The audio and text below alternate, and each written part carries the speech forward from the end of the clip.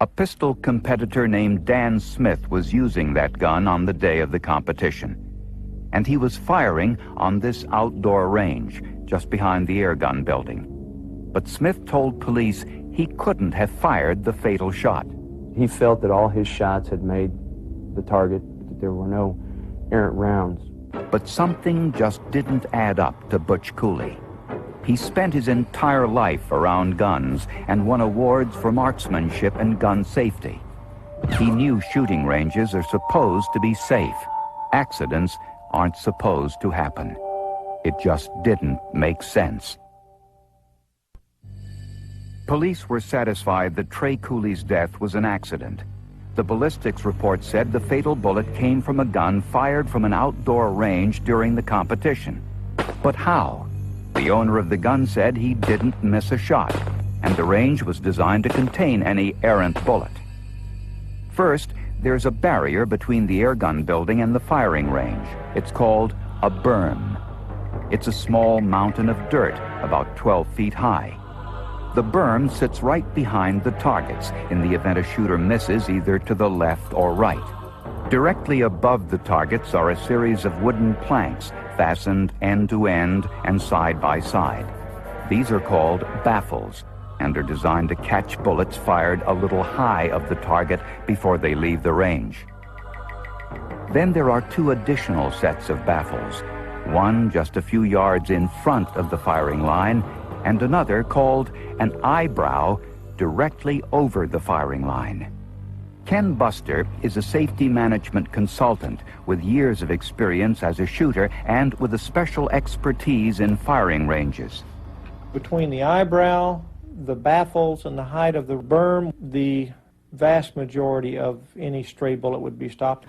Safety should be the #1 priority in everybody's mind anytime that you participate in marksmanship as a sport. Something was wrong there. Butch Cooley began a personal crusade to learn the truth. He needed to know how a bullet could bypass the range's safety features and kill his only son. Butch hired attorney Mike Schmidt to find out where or if the safety system had failed. Schmidt put together an investigative team. Steve Irwin was the first member. As an accident reconstructionist, his job was to create an exact, computerized, three-dimensional scale model of the airgun building and the firing ranges. Using laser technology, precision measuring devices, and sophisticated computer programs, Irwin would also uncover the path of the bullet. You wind up starting at, unfortunately, the young boy getting shot and then working your way backwards. Police had already identified some important clues. The outside wall of the airgun building was riddled with bullet holes from all angles. Irwin needed to know exactly which one was the culprit. Police also found bullet holes inside the building, in a sheetrock strip to protect a lighting fixture, and in a wall that separated the indoor range from a storage shed. There was also a fresh gouge in an ordinary ceiling tile. Irwin's laser survey equipment traced the bullet's path from where Trey was sitting through all those points, from Trey, through the sheetrock strip, off the ceiling tile, and through the back wall. It seemed unlikely, but it matched the evidence. It was roughly a straight line, but I couldn't see from the interior wall to the exterior wall. And it wasn't until we got it back to the office and got it mapped that it formed this remarkably straight line. A straight line that led directly to one of the bullet holes in the aluminum siding, then down to the shooting range behind the airgun building. It led to the range where Dan Smith was shooting, but oddly enough, not to the firing line. The laser pinpointed a path that landed 10 yards in front of the firing line. When Ken Buster was brought into the investigation, he immediately inspected the firing range to see if there was any way a bullet could get past all of the range's safety features. Buster delivered a scathing report. At the time and now, I still think that was the worst range that I have ever seen. He found dozens of potentially deadly safety flaws. The berm separating the back range from the front range was not the standard height, which is supposed to be 20 feet.